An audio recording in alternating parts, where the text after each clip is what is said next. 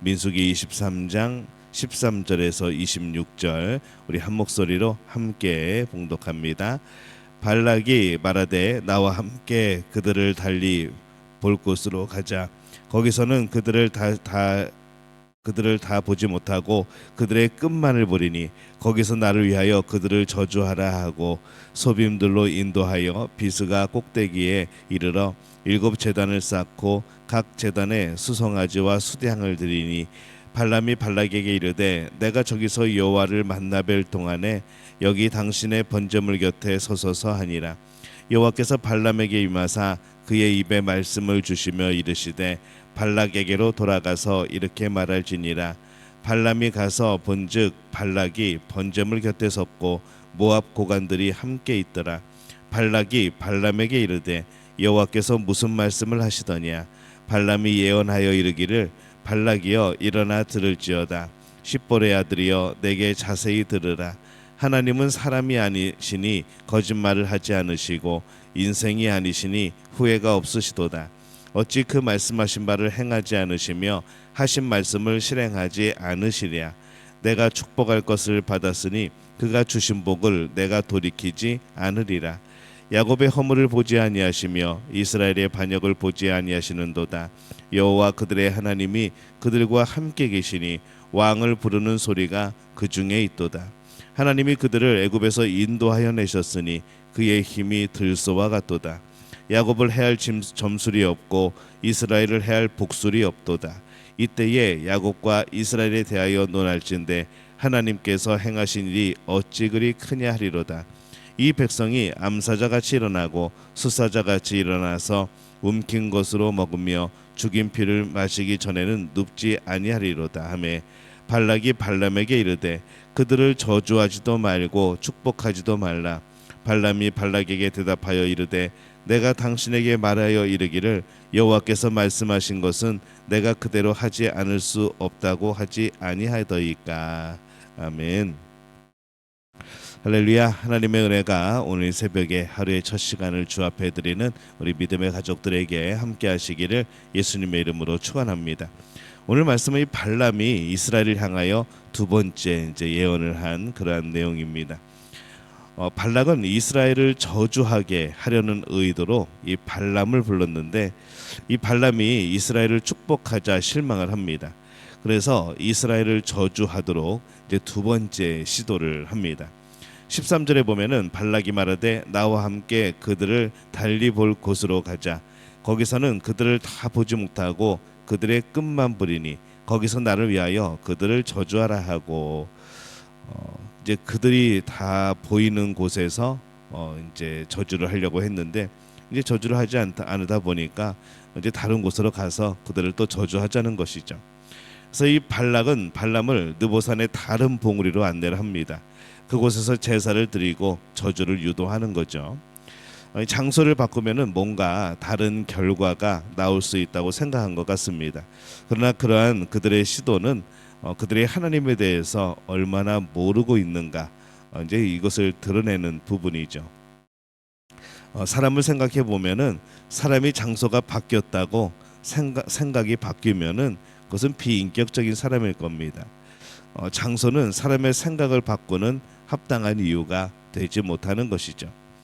이 하나님께서 이스라엘을 축복하신다는 것을 분명히 보여주십니다. 그런데 그들은 왜 또다시 제사를 드리며 이스라엘을 저주하기를 원하는 것일까 생각을 해보는 거죠. 그들은 하나님의 처음부터 하나님의 뜻을 물어본 게 아닙니다. 이스라엘이 저주받기를 원했고 이스라엘을 저주하기를 바랬던 것이죠. 그들은 처음부터 하나님의 뜻에 대해서는 관심이 없었습니다.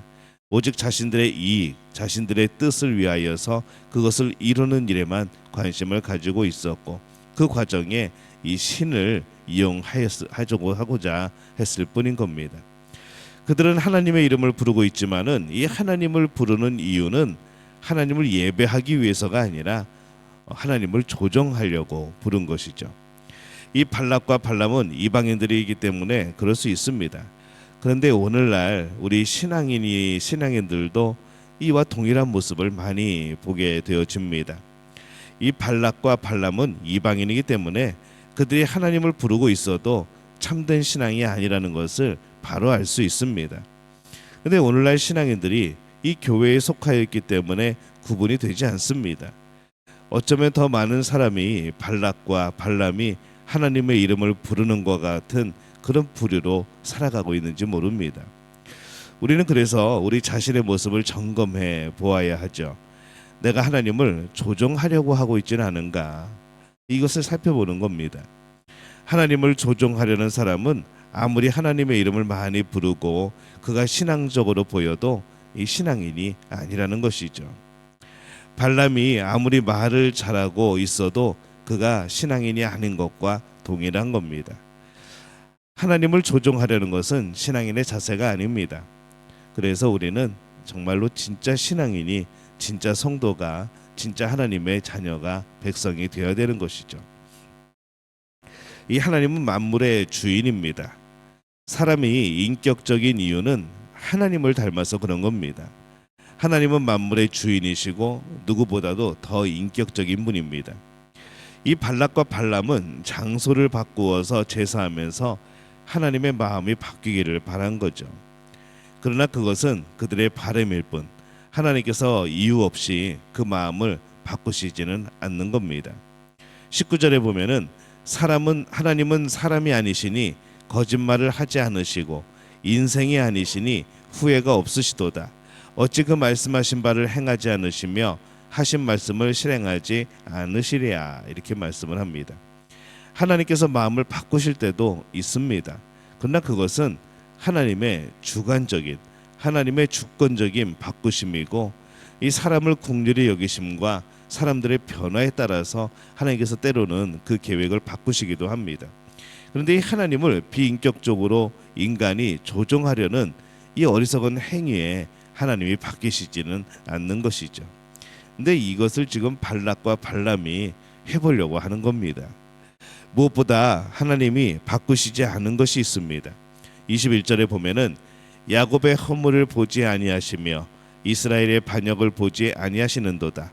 여호와 그들의 하나님이 그들과 함께 계시니 왕을 부르는 소리가 그 중에 있도다. 이렇게 말씀을 합니다. 이스라엘을 향한 하나님의 사랑. 우리가 교회 안에서는 우리의 죄악 때문에 하나님께서 책망하시기도 하고 엄하게 심판하시기도 합니다. 그러나 그것은 이 내적인 문제라는 것이죠. 조금 더 시야를 넓혀서 외적으로 보면은 하나님은 그 백성을 사랑하시는 것이 결코 변함이 없습니다. 그것을 이 부모와 자식 간의 관계로 생각해 볼 수 있습니다. 자녀가 잘못을 할 때 부모는 실망하기도 하고 때로는 회초리를 들기도 하죠. 그러나 그것은 내적인 문제입니다. 만약 누군가 외부인이 와서 내 자녀를 때리려고 한다면 부모가 뭐라고 그러겠습니까? 아주 잘 됐습니다. 더 많이 때려주세요. 그러겠습니까? 아니죠. 자녀를 때리는 사람에게 힘을 다하여 대항하고 자녀를 보호하지 않겠습니까? 이 하나님과 그 백성의 관계는 부모 자식 간의 관계보다 더 돈독하고 더 사랑으로 이어진 그런 관계입니다. 그래서 이방인인 발락이 이스라엘을 미워하고 저주하고자 할 때에 어떻게 발락의 말을 따라서 이 발람이 이스라엘을 저주하고 하나님이 또 그렇게 저주하라고 하시겠습니까? 그것은 꿈에도 생각할 수 없는 일인 것이죠. 하나님께서 우리를 사랑하시는 것은 그 무엇보다 더 변하지 않는 사실입니다.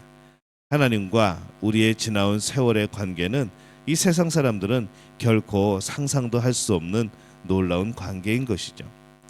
우리가 하나님을 찬양하고 하나님과의 사랑의 관계 속에서 이 살아온 세월들이 이 얼마나 귀하고 놀라운 은혜의 시간인지 오늘 우리는 다시 한번 깨달을 필요가 있습니다. 그 사랑의 관계가 어떻게 바뀌겠습니까? 23절에 보면은 야곱을 해할 점술이 없고 이스라엘을 해할 복술이 없도다. 이때에 야곱과 이스라엘에 대하여 논할진대 하나님께서 행하신 일이 어찌 그리 크냐 하리로다. 우리를 해할 어떤 놀라운 마술은 결코 없습니다. 그런 것에 여러분 두려워하지 마시기 바랍니다. 괜히 그런 것에 움츠릴 필요도 없습니다. 하나님의 자녀를 향하여서 아무리 마술을 부려도 아무리 복수를 해도 그것은 우리에게 해당되지 않습니다. 우리를 향한 하나님의 사랑은 이 세상의 모든 것보다 큽니다. 그 하나님의 사랑, 우리를 향한 하나님의 사랑은 그 누구도 끊을 수가 없는 것이죠. 이 하나님은 만물의 주인으로서 결코 그 어느 것에 조종당하지 않습니다. 그런데 어리석은 사람들이 이 하나님을 조종하는 그런 시도들을 합니다. 근데 하나님이 어떻게 그런 사람들에 의해서 조종당하시겠습니까? 그렇게 시도하는 사람이 분명히 어리석을 뿐입니다. 특별히 그 백성을 향한 사랑이 결코 변하지 않으신다는 그 사실을 우리는 분명히 기억해야 하는 것이죠. 사람들은 수단 방법을 가리지 않고 자신의 뜻을 이루려고 하기 때문에 하나님까지 이용하려고 합니다. 네, 하나님은 우리에 의해서 조종당하지 않습니다. 하나님을 조종하려고 하지 말고 하나님에 대해서는 순종하는 겁니다. 오직 우리를 사랑하신 하나님을 신뢰하고 그분의 주되심을 신뢰하고 그분께 순종하는 우리가 되어지기를 바랍니다. 하나님의 통치 아래서 사는 것이 진짜 복입니다. 오늘 그 복을 누려가는 우리 믿음의 가족들이 되어지시기를 예수님의 이름으로 축원합니다.